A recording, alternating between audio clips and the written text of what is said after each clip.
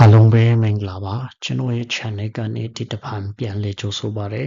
ကျွန်တော်တို့ဒီနေ့မှာတော့ verb to be အကြောင်းကိုဆက်လက်ပြီးတော့လေ့လာသွားမှာဖြစ်ပါတယ်ကျွန်တော်တို့ verb to be ကိုကျွန်တော်တို့များတော့အဖြစ်ရှိတယ်ဖြစ်တယ်လို့ဘာသာပြန်ကြပါတယ်ဟုတ်ပြီကျွန်တော်တို့သူ့ရဲ့ verb 0ဒါမှမဟုတ်ကျွန်တော်တို့သူ့ရဲ့ base form ကိုကျွန်တော်တို့ b လို့အတူခေါ်အလွယ်တကူမှတ်လေးရှိကြပါတယ်သူ့ရဲ့ verb 1 form ကတော့ကျွန်တော်တို့ am is all subject I ဆိုရင်ကျွန်တော်တို့ am သုံးပေးရမယ်အနည်းဆိုရင် is သုံးပေးရမယ် subject အများဆိုရင်ကျွန်တော်တို့ all သုံးပေးရမယ်သူရဲ့ verb 2 ပုံစံကတော့ကျွန်တော်တို့ was will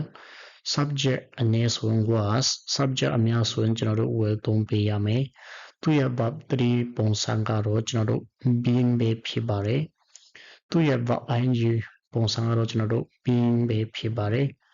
ဟုတ်ပြီကျွန်တော်တို့ verb to be အသုံးပြုတဲ့အဓိကပုံစံ5မျိုးကိုကြည့်ကြရအောင်ပထမပုံစံကတော့ကျွန်တော်တို့ subject verb to be plus noun နောက်တစ်ခု verb to be plus adjective နောက်တစ်ခု verb to be plus place နောက်တစ်ခု verb to be plus verb ing နောက်တစ်ခု verb to be plus verb 3ဟုတ်ပြီဒါတွေကိုကျွန်တော်တို့ဒီစိတ်တစ်ခုချင်းစီကြည့်ကြရအောင်ဟုတ်ပြီကျွန်တော်တို့ပထမအဦးဆုံး subject verb to be plus noun ကြည့်ကြရအောင်ကျွန်တော်တို့ဒီမှာ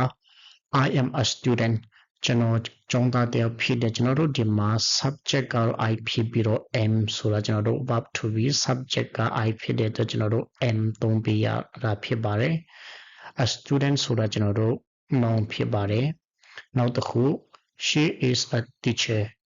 သူမကဆရာမတယောက်ဖြစ်တယ်ကျွန်တော်တို့ဒီမှာ she subject ကအနေ who present verb 1လက်ရှိအချိန်ကိုပြောချင်တာဖြစ်တဲ့အတွက်ကျွန်တော်တို့ is သုံးပေးရတယ် a teacher ကတော့ကျွန်တော်တို့ noun ဖြစ်ပါတယ်ဆရာမတယောက်ဖြစ်တယ်ဆိုတာ noun ဖြစ်ပါတယ်နောက်တစ်ခု they are football players သူတို့ကဘောလုံးကစားသမားများဖြစ်ကြတယ်ကျွန်တော်တို့ဒီမှာ they က subject အများဖြစ်တော့ကျွန်တော်တို့ဒီမှာ all သုံးပေးရတာဖြစ်ပါတယ် football player ဆိုတာကျွန်တော်တို့ noun ဖြစ်ပါတယ်ဟုတ်ပြီကျွန်တော်တို့ဒါတွေကိုမိခုံးကကြပြောင်းမယ်ဆိုရင်လွယ်ပါတယ်ကျွန်တော်တို့ဒီ verb to be တွေကို subject ရဲ့အရှိကိုပို့ပေးလိုက်ရုံပါပဲ are you student တင်ကျောင်းသားတယောက်ဖြစ်တယ်လား is she a teacher သူမကဆရာမတယောက်ဖြစ်တယ်လား are they football players သူတို့ကအကစားသမားများဖြစ်ကြလားနောက်တစ်ခုကျွန်တော်တို့ subject verb to be plus adjective ကိုကြည့်ကြရအောင် I was happy ကျွန်တော်တို့ဒီမှာ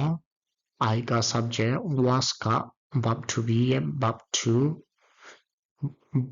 to be ရဲ့ verb to subject အနေဖြစ်လို့ကျွန်တော်တို့ was သုံးပေးရတာဖြစ်ပါတယ် happy ကကျွန်တော်တို့ adjective ဖြစ်ပါတယ်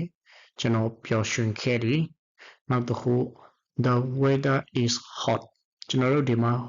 the weather ရာသီဥတုက subject is က verb to be hot က adjective ရာသီဥတုကပူတယ်နောက်တစ်ခုကျွန်တော်တို့ they will try it သူတို့မော်တယ်ကျွန်တော်တို့ဒီမှာ they ကသူတို့ will ကကျွန်တော်တို့ verb to be ရဲ့ verb to subject များဖြစ်လို့ကျွန်တော်တို့ will သုံးပေးရတာ try it က adjective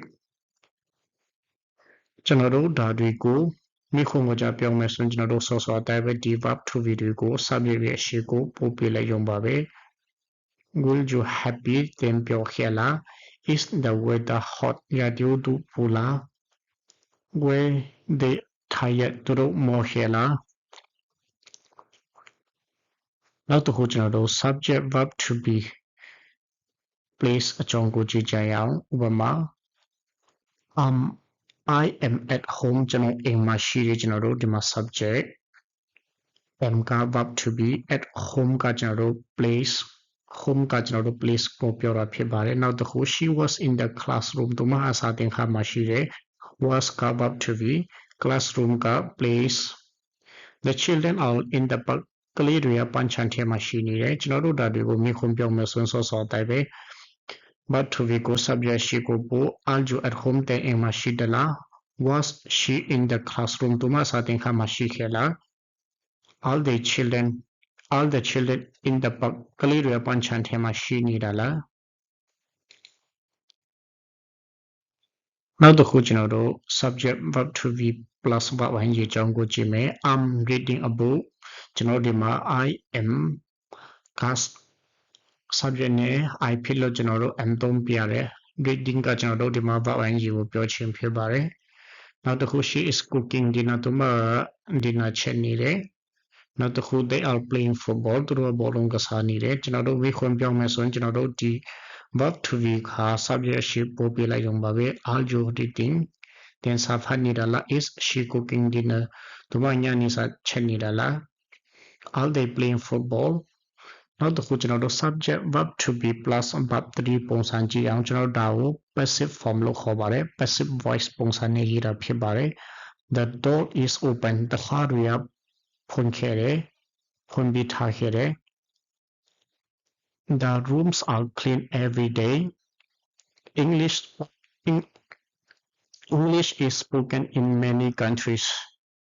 the cake will made by my mother ကျွန်တော်တို့ဒါတွေကိုမိခွန်းပြောမယ်ဆိုရင်လေးပါ verb to be ကို subject ရှိဖို့ပြလိုက်ရုံပါပဲ is the door open is English spoken in many countries where the cake made by my mother ခုလုံးဆုံးထိကြည့်ရှုပေးတဲ့အတွက်ထူပဲကျေးဇူးတင်ပါတယ်နောက်ဗီဒီယိုမှာကျွန်တော်တို့သူ့ရဲ့ verb 3ပုံစံနဲ့ verb ပိုင်းပုံစံအသုံးပြုပုံကိုဆက်လက်လေ့လာသွားမှာဖြစ်ပါတယ်